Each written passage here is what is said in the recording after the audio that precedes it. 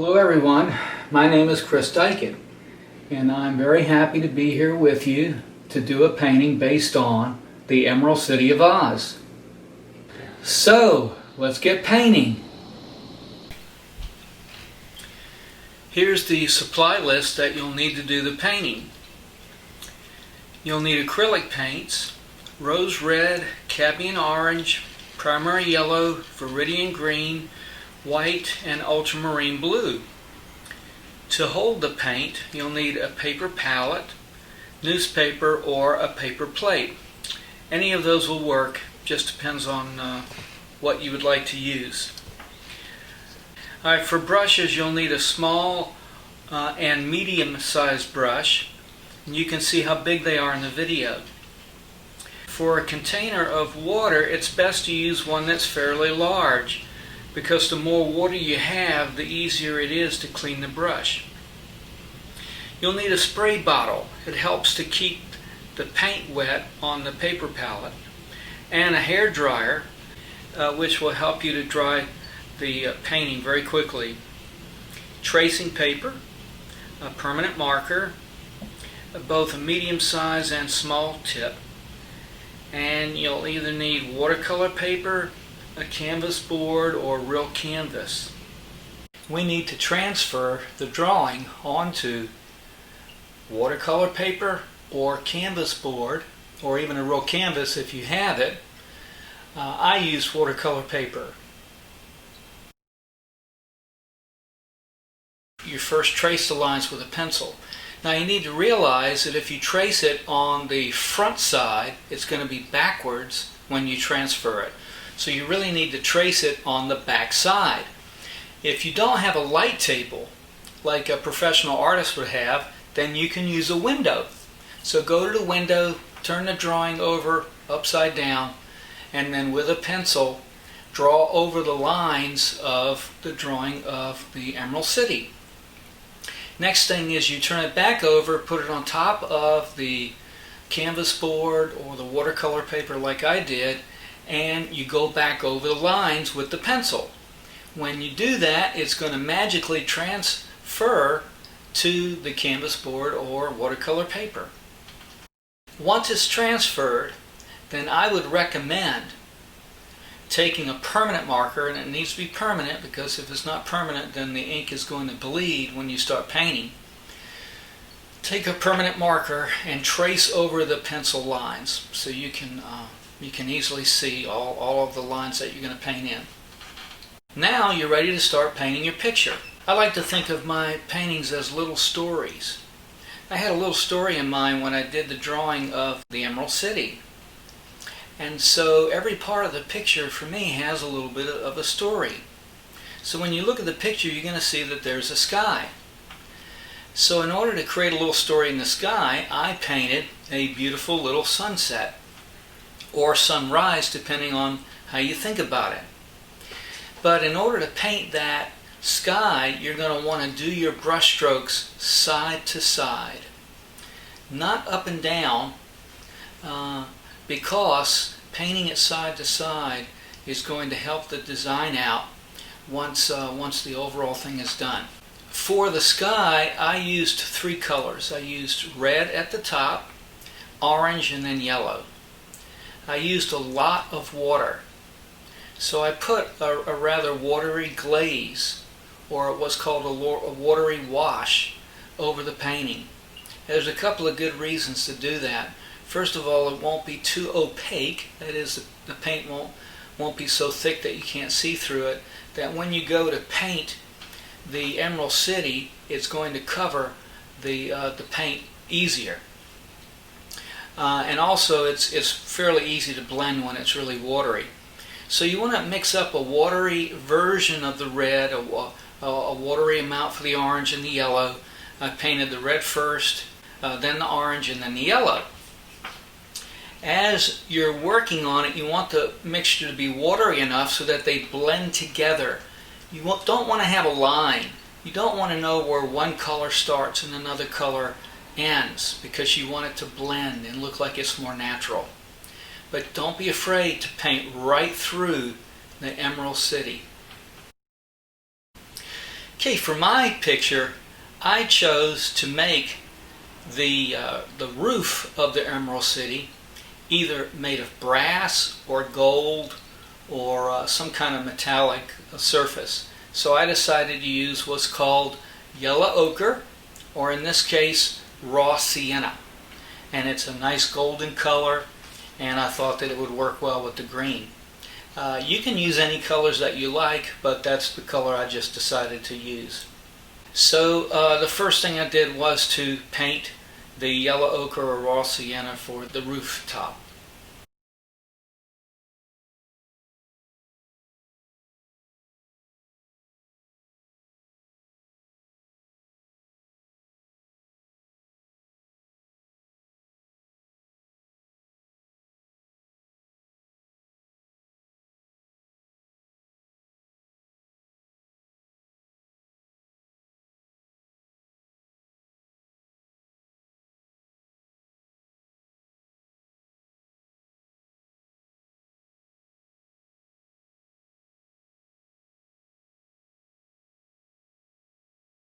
So the Emerald City is emerald. So I thought about what color can I use for the green. So I did a mixture of Viridian green and the yellow color together. I didn't use straight Viridian because Viridian is a very dark color when it comes out of the tube, and I wanted to be able to have some latitude when it comes to mixing a light color and a dark color. So I took some of the yellow, I put it into the Viridian until I found something that I liked. I mixed it with my brush and water, and that worked for me. And then you start painting it.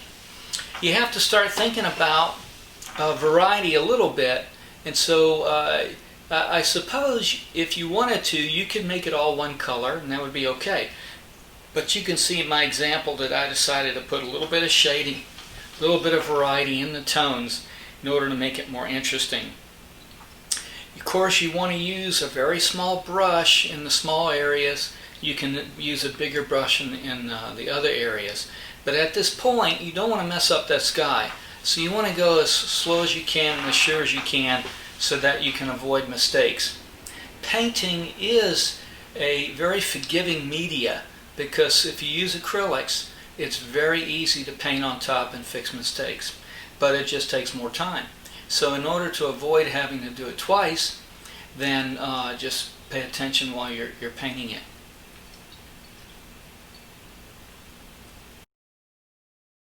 Okay, for shading, my general rule is that when it comes to outdoors, the general rules are that when things go back in space, they get lighter in color. For when you're indoors or when you're close up, as things go back in space, they can get darker. So it's kind of interesting when it comes to that. And that's why people mistakenly think that when they're outdoors, then as things go back in space, they should get darker, but actually they don't, they get lighter. So in this case, since we have a sunrise or a sunset, then you could act as if as things go back in space, they get darker. So when you look at my example, you can see that when something was behind something else, I made it darker. When something is closer, I made it lighter.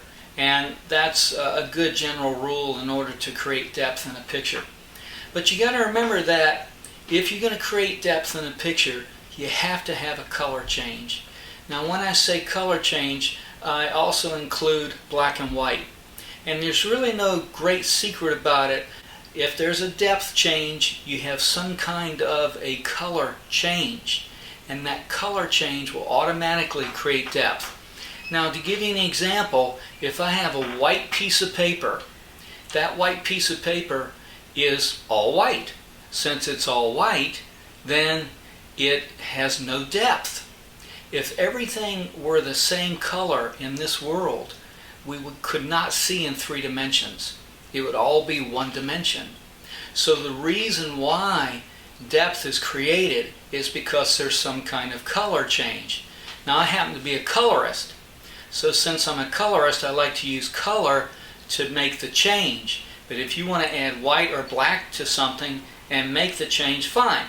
But the general rule is that if you're going to create depth in a picture, you've got to have some kind of a color change.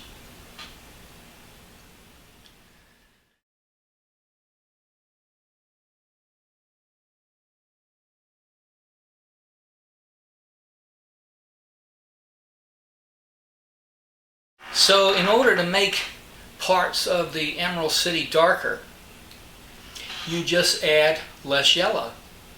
So you have your Viridian green, and your Viridian green will not be the darkest it can go, but it'll be a medium dark, you might say, and maybe 3/4 dark. All right. When you add the yellow to it, it's automatically going to make the Viridian lighter. In order to make the Viridian darker, I actually used ultramarine blue. So green is a form of blue, and ultramarine is a dark blue. It's actually a blue that has a lot of red in it. And so when you add that ultramarine blue to that green you see, your ultramarine becomes your darkest green, your Viridian becomes the medium green, and your yellow becomes the light part of the green. If you want to make that even lighter, then you're going to have to add white to it. For the yellow bricks, I started out with straight yellow. As I worked on it, I tried not to make it a solid color. I added various amounts of water to it to make it different, because you kind of want each brick, in this stage of it, you kind of want each brick to look a little bit different, so it has a little variety. And then, with a lot of water, I put my brush, or I added water to my brush with the yellow ochre and then put it into the yellow so it bleeds. I did the same thing for the grass, because I didn't want the grass to be the same texture as the surface of the Emerald City. So I added a lot of water to it to make it different. And I can say that I didn't use a palette knife in order to mix any of the paint. Because the painting is small, I just used the brush. So I would dip the brush in the water and then dip it into the paint and mix it like that. I do have to say that the better the paint flow, the easier it is to paint. I've learned over time that if you don't have enough water on your brush when you dip it into the paint, then it's actually harder to paint. So you want to get a really good paint flow as you're painting. That comes with experience, okay? So if you don't have enough water on your brush, then the paint skims across the surface and does something funny. If you have too much water, then the brush slides across it so fast that you can go out of the lines. So you want a happy medium about loading your brush up with enough water and then putting it into the paint. As you when you hold the brush in your hand, and as the brush hits the paint, you'll feel that happy medium of where you have enough water and enough paint on your brush in order to do the job. But my suggestion is have a lot of paint on your brush, and the paint flows much better. Okay, the OZs was pretty much straight Viridian with just water. I wanted to make the OZs different than the walls of the Emerald City.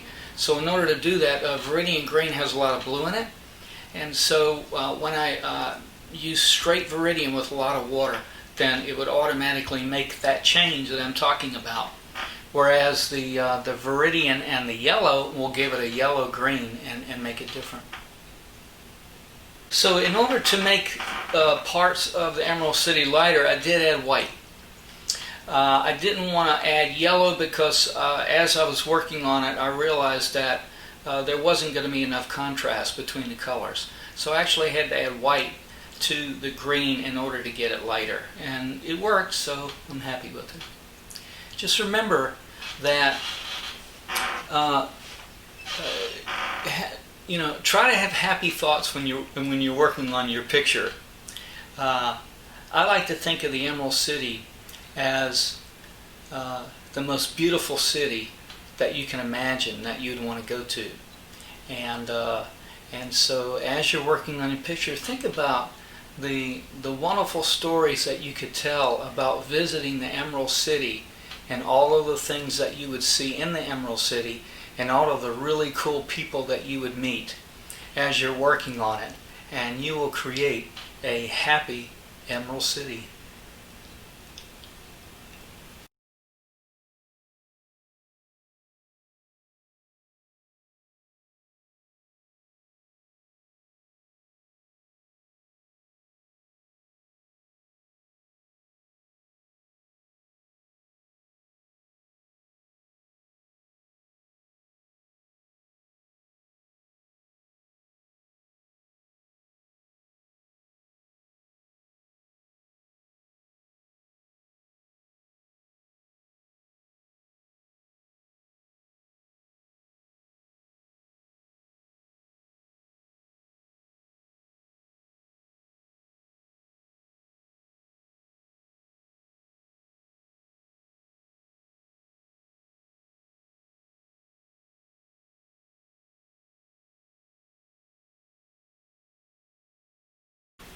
You can do almost anything with acrylics that you can with oils. A lot of people don't realize that. Yellow is a very transparent color in acrylics and also in oils. Okay, so you can have trouble covering oil paint depending on what paint you use. And with depending on what paint you use, it can be difficult to cover with acrylics. But with oils, it can take hours or days for the paint to dry. If you have a blow dryer, you can dry it very quickly in a few minutes and you're ready to paint right on top of it. So a blow dryer is a very handy tool for an artist to have in order to help them to paint with acrylics. Now you also want a spray bottle, because the spray bottle, you want to spray your paint every once in a while. The advantage of using oil paints is that they don't dry. So you can work on a painting for hours and the oil paint doesn't dry up. Well, you can do the same thing with acrylics if you have a spray bottle. As acrylics dry, they start to change color. Acrylics get darker as they dry. Oil paints stay about the same color, a little bit darker, but about the same. So if you're watching your palette when you're painting, you'll start to notice that the wet shine starts to go away. When the wet shine starts to go away, then of course you realize it's starting to dry up. So you just take your spray bottle and spray it, and you can keep your paint wet as long as you want it to. You don't want to spray your painting now, unless you're doing a special effect. Sometimes I will spray my canvas to make it wet so that I can get a particular effect with that. But in this case, if you spray it while it's wet, now it can ruin your picture. So you don't want to accidentally hit your painting. You want to make sure you're spraying your painting palette. I used to be very conscious of where I put my paints on my painting palette, but I don't do that anymore. If I'm working on a particular picture, I'm going to have a particular painting palette that I use, and so I just put the paints wherever I want to, and then I just go for it. But again, when I was younger, I was very conscious about where I put my paint. But every painting I do now, I use a lot of different colors, so it's just more convenient for me now to just put my paint wherever I want on the palette and just go for it.